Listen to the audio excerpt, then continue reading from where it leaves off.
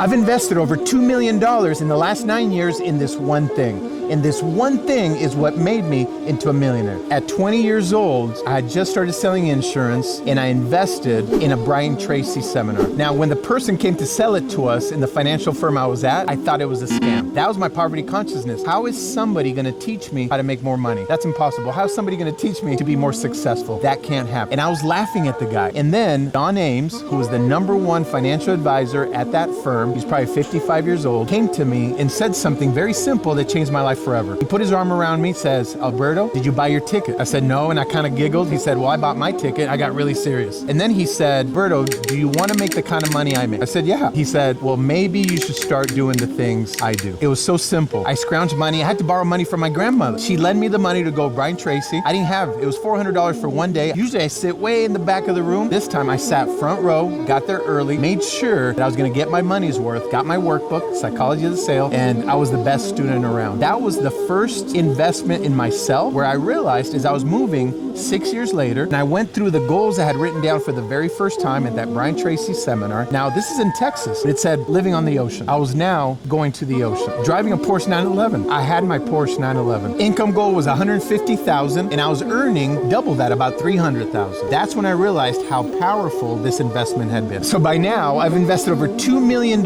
guys like Tony Robbins, Bob Proctor, Grant Cardone, Jay Abraham. And this is the main reason why I've had success in my life.